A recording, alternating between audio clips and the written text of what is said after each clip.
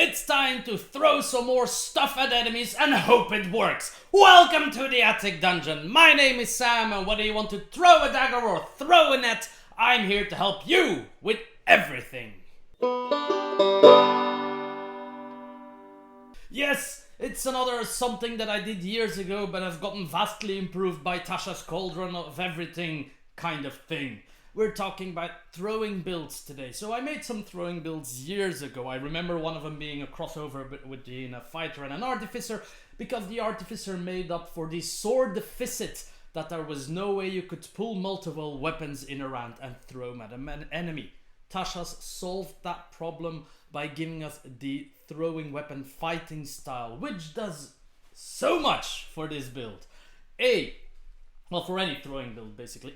It allows you to draw the weapon you're about to throw as part of the attack every time.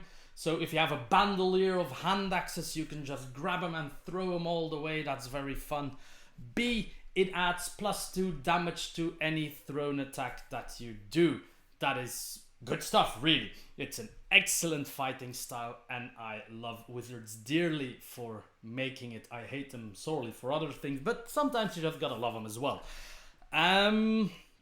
So we're looking at a build today that is obviously incorporating this fighting style together with some other stuff, because the throwing weapon fighting style actually allows itself to be combined with two very other fighting styles. You could combine it with the archery fighting style if what you're throwing is also classified as a ranged weapon. For example, darts. Darts are a ranged weapon that are also a throwing weapon. You could combine archery +2 on your attack and thrown weapon fighting style +2 on your damage, and you'd have a really solid base level of accuracy and damage on every attack that you do. That's great. Not what we're doing this time around. I've got something in mind for that, but I need to break down some mathematics because I'm planning something special there. We're going to do the other side of the puzzle today. We're going to be combining thrown weapon fighting style with dueling fighting style, because that also works.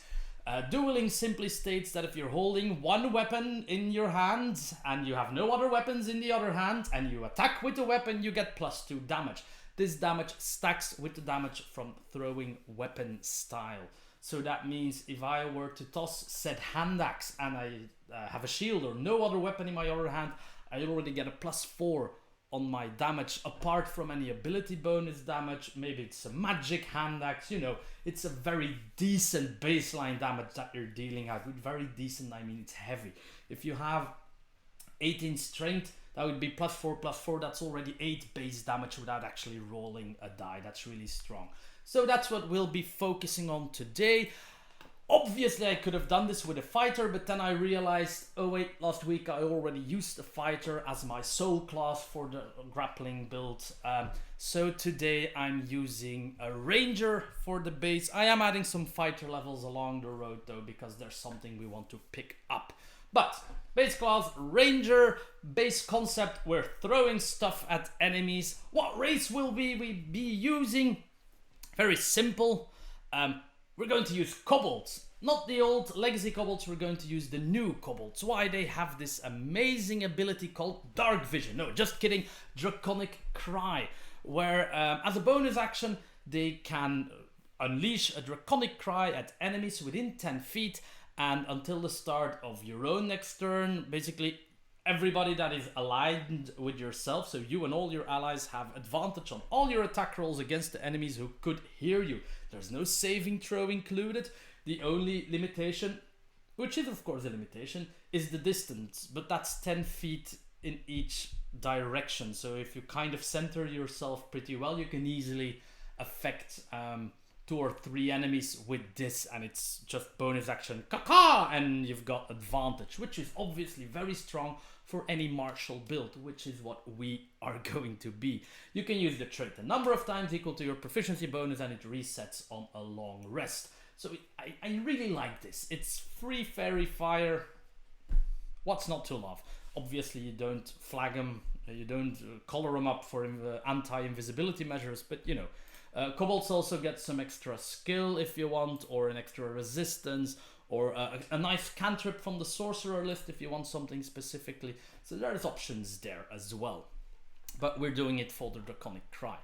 Then we are starting out as a ranger, so when we look at ability scores, we want to prioritize dexterity. Makes sense. Kobold from the new books means we have to assign our own ability score bonuses. Pretty simple here. We'll be taking a +2 in dexterity, +1 in wisdom. Very easy to start out with 16 dex, 16 wisdom, 14 constitution. And then I dumped the rest into intelligence because I like the idea of kobolds being very clever characters. Yes, they're not necessarily... I mean, a kobold that actually makes it up to the level where it gets to be a hero is not an idiot. They're cunning, they're crafty, so that's why I pumped intelligence. I dumped charisma because nobody likes kobolds, and strength because they're teeny tiny small kobolds. You are small, so sometimes that might be an advantage. Yay for you. So you got some nice ability scores. You can I picked up Urban Bounty Hunter because in my head this looks like a tiny angry bounty hunter who can kind of jump into combat, throw 20 knives and save the day. That's the idea here. So Urban Bounty Hunter fits, and it also gives you access to Thieves' Tools, which is never bad, to be honest. Somebody has to spring the traps without springing the traps, am I right? Equipment wise, I don't care that you get a bow.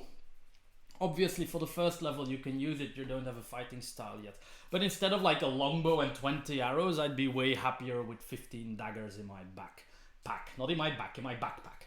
And that is going to be the issue here in this build, is having enough ammunition, enough stuff to throw for you to keep on throwing. Now the good news is we'll be using daggers.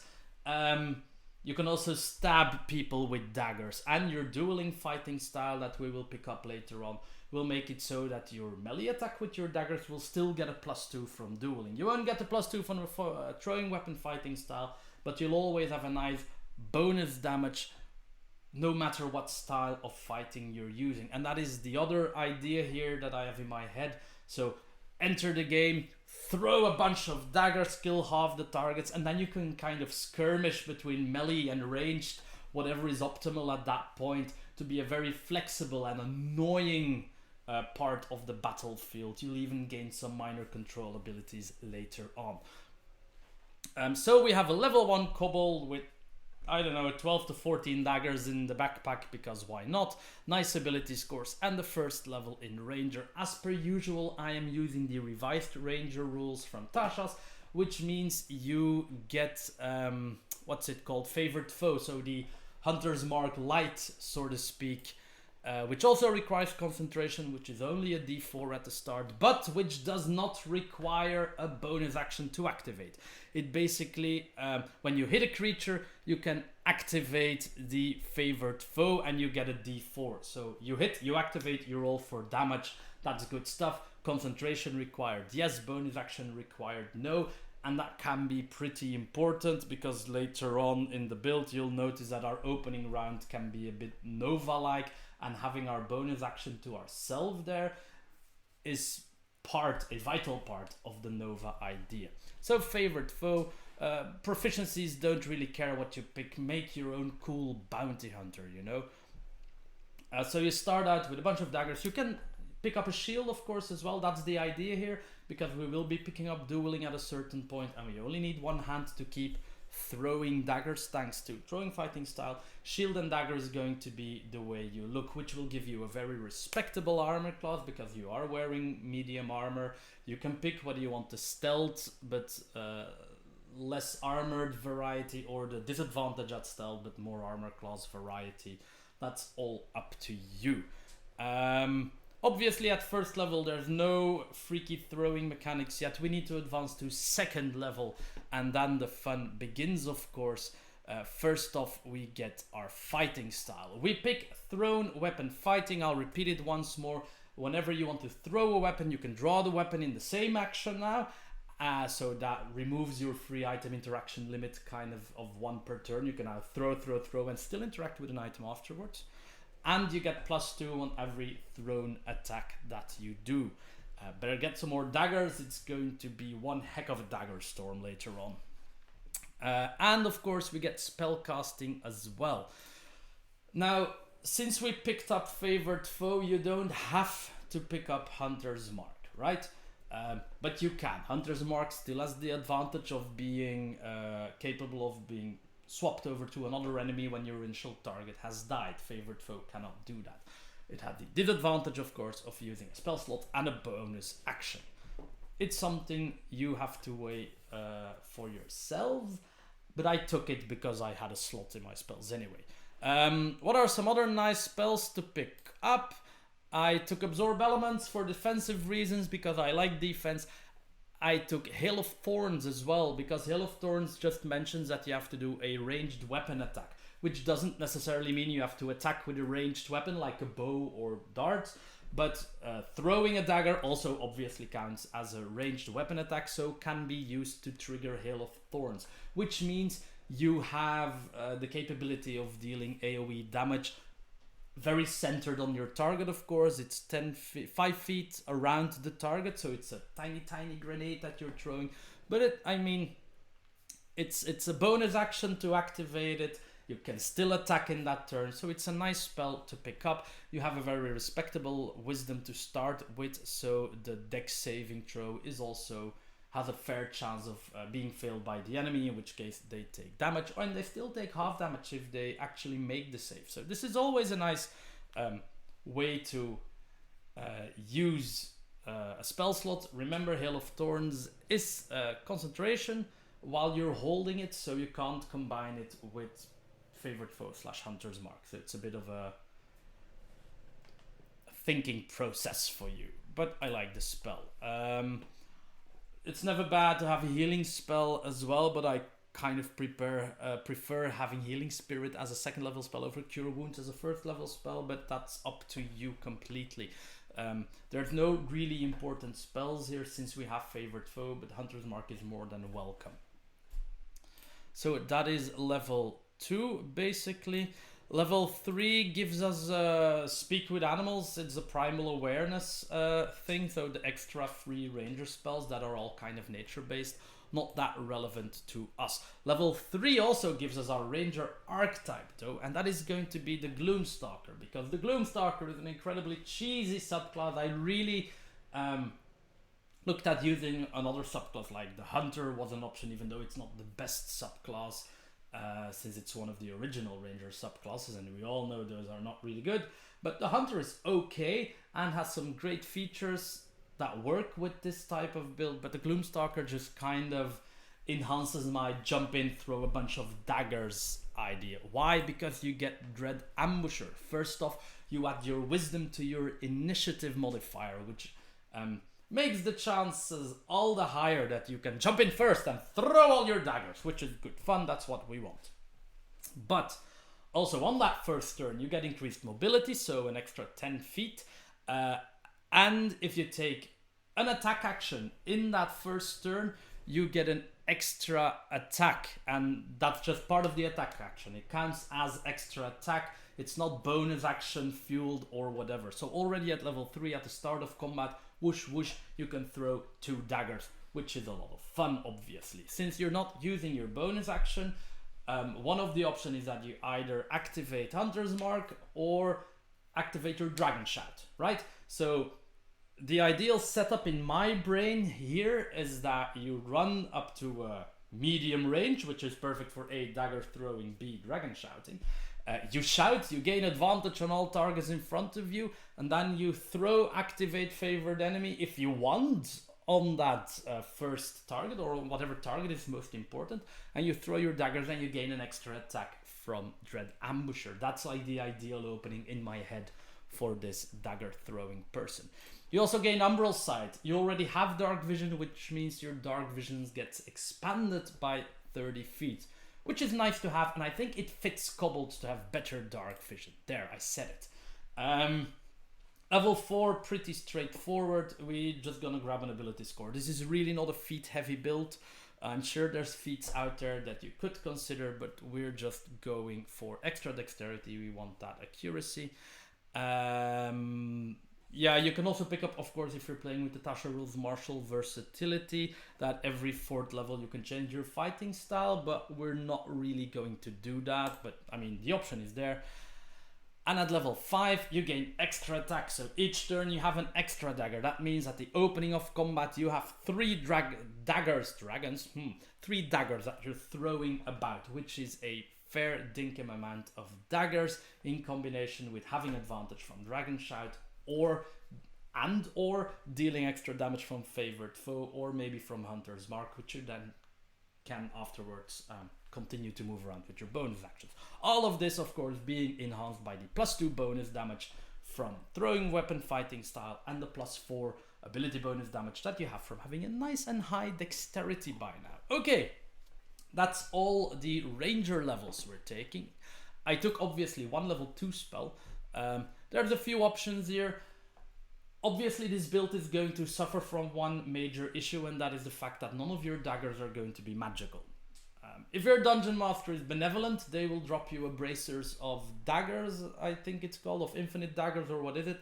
There's like these 2 bracers that you can keep drawing daggers from and throw and draw and throw. You still need the relevant item interaction, so your fighting style is still important, but you never run out of daggers and you don't have to carry 20 million daggers with you that way. So if your Dungeon Master is a benevolent kind, don't hesitate to ask for said item. Otherwise, you could ask them if it's a possibility that if you cast Magic Weapon, as long as you're wielding the daggers or throwing the daggers, all of them are magic, you know, so you always have a +1 that you're throwing, because that's the big beef here with Magic Weapon. The spell, it only enhances one weapon. It couldn't even enchant a bundle of darts, for example. If you took the darts options, you can't even enchant more than 1 dart, so the spell is kind of moot for that, unless again you have a benevolent DM. So I took Silence, because Silence is always going to be useful.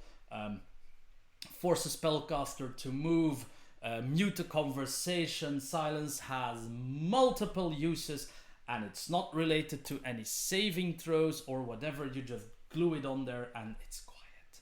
So that's the reason I took Silence.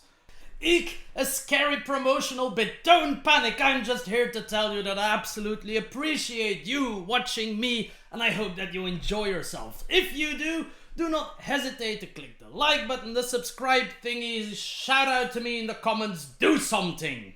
So now that we're done with our ranger levels, we're moving on to some fighter levels. We'll be picking up 3, because my builds always stop at level 8. You could pick up a 4th one for an easy access to... what's it called? An ability score increase, but if you're playing a very long game, don't forget that it will cost you a ranger capstone all the way at the end. So we're picking up 3. Each level has something relevant to offer for our build. At level 1, we gain the dueling fighting style that I already spoke about. So now at level 6, your character is capable in melee combat, more than capable, and very capable at medium range, because your worst attack will still deal 9 damage now. 1 from your d4 on your dagger, and 8 free damage from dueling, throwing weapon fighting style, and +4 from your dexterity, which you can still improve. Max damage will of course be 12. That's fair, considering we're going to be throwing a bunch of daggers in a really short while. Meaning level 2 is that when that very short while has already passed, when we gain Action Surge. Action Surge makes our first turn dramatically better. The way this works, Action Surge is very simple. You pop it, you gain an extra action to use, it resets on a short rest. This action can be used to pick an attack action, and remember that Dread Ambusher said that when you take an attack action in your first turn, it gains an extra attack. That works if you use multiple attack actions as well. So in your first turn, you are going to have 6 attacks if you pop Action Surge. 2 from extra attack, 2 from extra attack, and then 1 Dread Ambusher here, 1 Dread Ambusher there. All 6 of those attacks can be done with advantage, because you can still bonus action for Dragon Shout, huzzah, which gives them a fair hit chance, and all of those attacks deal at least 9 damage, maximum 12 damage. This is pretty decent. I mean, hypothetically, purely hypothetically, if you hit everything with max damage, you'll be dealing 6 times 12 damage, which is a nice amount. 72 at level 7 is very respectable, my dear people. And the good news is it resets on a short rest, the action search. And don't forget, if 72 is not enough for you, you could still use favorite enemy foe, I keep forgetting, to mark an enemy if there's one big enemy there, to add a bunch of damage as well, because that uses concentration, but not any type of action. So yeah, there's a lot of burst potential in your first turn, and then you can just clean up what's left, scoop up your daggers, and get on with it. But we're not done yet, because we're picking up a third level as well, and we're picking up Battle Master. Now, I'm going to be honest here, there's also a good cause to be made for Champion. If you're doing all these attacks in the first turn, picking up Champion for the increased crit rate, yeah, that'll work. If I'm doing 6 attacks with an increased crit range with advantage thanks to Dragon Shout, there's 12 rolls, chances that something is going to crit is going to be pretty high. But since we're only using daggers, which criticals don't really add that much to, it might not be worth it. But still, there's a case to be made for it. I'm sure there's a case to be made for other subclasses as well, but I took Battle Master because I want to throw more stuff. And Battle Master nowadays has the quick toss maneuver, which allows us as a bonus action to throw an additional weapon. It even takes care of the item interaction included in the superiority die, included in the action. But we don't need that. The way it happens, you spend a bonus action and a superiority die, you get to do an attack with the weapon, and you get to add the superiority die's roll as damage to the weapon. That's pretty cool. If you run out of Kobold shouts, or you just want to throw 7 daggers in a row, 8 if somebody's hasting you, let's be really efficient here, then this is the thing. What this also is a backup localized Dragon Shout. I'm going to explain how that one works. There's nets in this game. Nobody ever uses nets because they take up an action and they restrain an enemy. That's cool, but it's like breakable with a DC 10 strain check, or you need to deal 5 slashing damage to with an AC 10 as your target. That's all pretty simple to do. But if at the start of your turn, bonus action quick toss, you throw your net, you will still, even a net doesn't do any damage, but you will do damage because of the superiority die.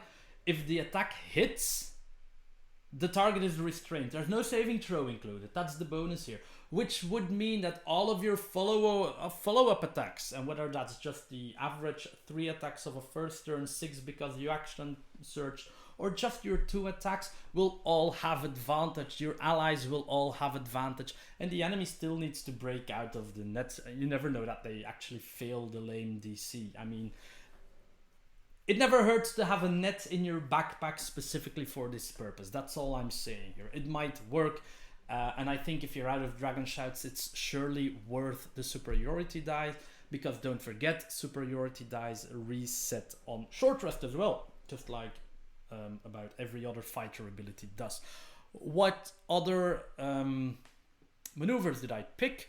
Pretty simple. I took disarming attack because you can disarm something from range here, and because you're not at a ginormous range, you can actually steal a weapon here. You throw a dagger, you hit, you expend your superiority die to attempt to disarm it. It has to make a strength saving throw. If the strength saving throw fails, they drop the weapon. Now, if you haven't moved yet, you're very capable of running up to the enemy and just snatching the weapon, and now you have an enemy without weapons. Obviously, strength saving throws might be very easy to make, but the idea is pretty cool, right? The times that you manage to make some big-ass dangerous general drop his 2-handed halberd, and you manage to just run in, snatch the halberd, and then go, what you doing now? Those moments are going to be priceless, and I think it's well worth picking up disarming attack for this. The other one that I took is pushing attack, because you're very sensitive to how close or how far enemies are. Pushing attack, again, when hit with a weapon attack, can be ranged as well. You can expend the die to attempt to shove them, basically. It's a larger shove. If they're large or smaller, that's the deal. They make a strength save again. If they fail the save, you push them up to 15 feet. And I think that means up to that you can choose whether it's 5, 10, or 15. This could mean that your first attack, something is in front of you. You stab them with your dagger. You try to push them with pushing attack. It works. You push them. And then you can continue to throw daggers with your other attacks so that you gain your +2 bonus damage from throwing weapon style. Again, throwing weapon fighting style, really, it's a long term. And there we are, ladies and gentlemen. That is everything I had for this Ranger Fighter throwing weapon build, which sounds like a lot of fun. It is actually something that I would play. Huzzah for me, but more huzzah for you for watching me. Thank you. Don't hesitate to talk about the build in the comments below, and if all goes well, I will see you all again in 2 weeks in the Attic Dungeon.